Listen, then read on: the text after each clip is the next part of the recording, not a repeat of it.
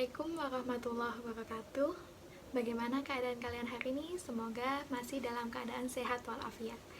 Pada pagi hari ini, sebelum kita lanjut ke materi, kita akan berkenalan terlebih dahulu. Nama saya Fitra Rizky Azizah, biasa dipanggil dengan Bu Fitra. Nah, di sini saya akan mengajar matematika peminatan untuk kelas 10 MIPA 1 dan 10 MIPA 2. Sebelumnya, selamat bergabung di kelas ini. Semoga kalian mendapatkan ilmu dari pertemuan pertama kita pada hari ini. Saya berterima kasih kepada kalian yang sudah mengikuti kuesioner dan pretest pada pertemuan sebelumnya. Hari ini kita masuk ke materi inti, yaitu sifat eksponen, di mana saya sudah membagikan bahan ajar di e-learning. Silakan di-download PPT-nya mengenai sifat eksponen. Di sana sudah lengkap saya cantumkan sifat-sifat yang kalian harus ketahui. Di video ini kita akan membahas contoh-contoh soal yang berkaitan dengan sifat-sifat eksponen. Jadi simak terus video ini dan catat poin-poin penting yang harus kalian ingat. Masuk ke materi inti, di mana eksponen adalah istilah dalam matematika yang digunakan untuk menyebutkan bentuk bilangan berpangkat. Di sini misal saya punya bentuk A pangkat N, di mana A adalah suatu bilangan real, A di sini disebut bilangan pokok atau basis, yang dipangkatkan oleh N. N di sini adalah suatu bilangan bulat. N di sini disebut pangkat atau eksponen. Jadi ketika ada pernyataan A pangkat N, maka kalian akan mengalihkan A sebanyak N faktor. Setelah kalian mengetahui tentang definisi bilangan berpangkat atau eksponen, selanjutnya kita akan mempelajari sifat-sifat yang berkaitan dengan eksponen. Di sini kalian bisa akses bahan ajar dan mencermati sifat-sifat yang sudah saya cantumkan di sana. Di sana pula sudah ada beberapa contoh soal. Untuk memperjelasnya, saya akan memberikan contoh soal yang baru pada video ini. Masuk ke contoh soal yang pertama. Di sini diketahui di soal nilai A adalah 2, B 3, dan C 5. Kita akan menentukan nilai dari A pangkat 5 kali B pangkat 3 per A kali B yang dipangkatkan 2 kali C. Nah, di sini karena sudah diketahui nilai A, B, dan C-nya, silakan masukkan sebelum kita nanti mencari nilainya. Ketika dimasukkan, A diganti oleh 2 sehingga 2 pangkat 5, B diganti dengan 3 sehingga 3 pangkat 3 per, di penyebutnya ada A kali B, yaitu 2 kali 3 pangkat 2, sedangkan C nya kalian bisa mengganti dengan 5. Nah, untuk pembilang, karena bilangan pokoknya tidak sama, kalian tidak bisa menggunakan sifat yang sudah ada di PPT ya. Jadi tulis kembali.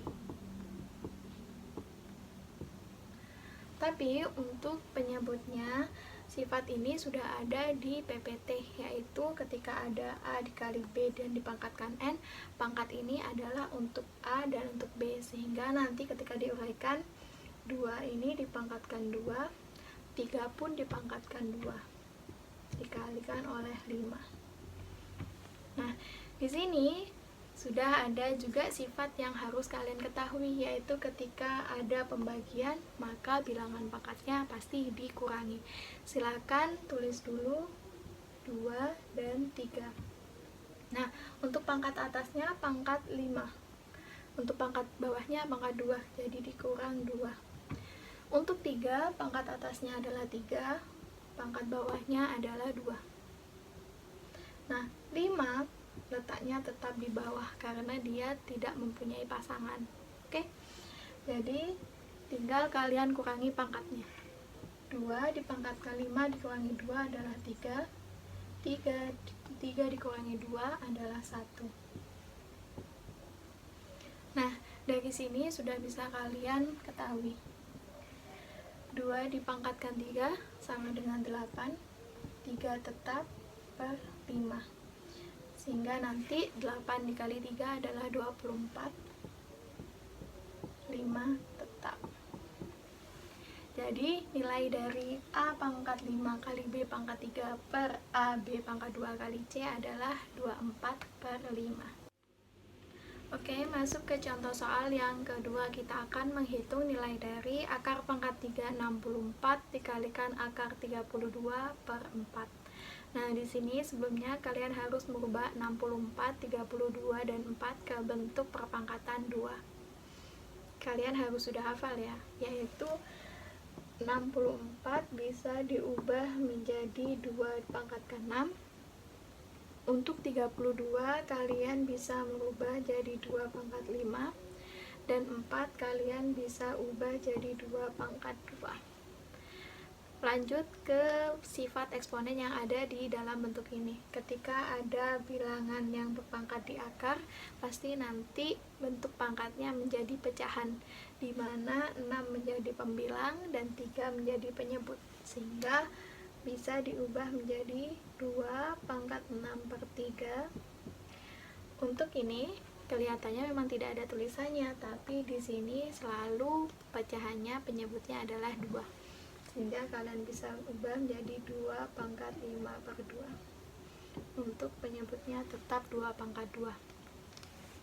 Silakan selesaikan. 6 dibagi 3 adalah 2, berarti kalian punya bentuk 2 pangkat 2 dikalikan 2 pangkat 5 per 2 per 2 pangkat 2. Nah, di sini ada pembilang dan penyebut yang diketahui, maka kalian boleh coret ya. Jadi tinggal 2 pangkat 5 per 2. 2 pangkat 5 per 2 jika saya ubah ke bentuk pecahan campuran menjadi 2 pangkat 2 setengah,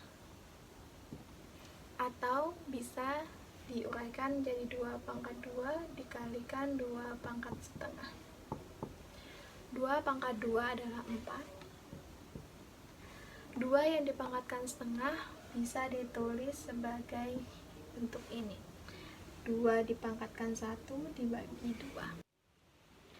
Lanjut ke contoh soal yang ketiga. Kalian di sini tidak akan menghitung nilai lagi, tapi menyederhanakan bentuk 2A pangkat 3, B pangkat 4, C pangkat 7 per 4A pangkat 6, C pangkat 2. Di sini lihat angka-angkanya terlebih dahulu. Ketika ada angka yang bisa disederhanakan, silakan disederhanakan. Ubah bentuknya menjadi 2A pangkat 3, B pangkat 4, C pangkat 7 per 4 dari 2 pangkat 2. 2 pangkat 2, A pangkat 6, dan C pangkat 2. Di sini silakan tuliskan masing-masing komponennya, yaitu 2A, B, dan C. Untuk mempermudahnya, 2A, B, C. Kita lihat kembali, karena di sini bentuknya pembagian, maka pangkatnya akan dikurangi, yaitu di sini 2 pangkat 1 dikurangi 2 pangkat 2 kurangi 2. Untuk A, silakan dilihat, A yang atas 3, yang bawah adalah 6. Untuk B, yang atas 4, tidak ada B di penyebut. Untuk C, pangkat 7 dan pangkat dikurangi pangkat 2. Setelah itu silakan kalian hitung pangkatnya masing-masing, yaitu 2 pangkat 1 dikurangi 2 min 1, 3 dikurangi 6 yaitu min 3, B tetap, dan C 7 dikurangi 2, 5. Nah, dari sini silakan kalian lihat mana yang pangkat negatif.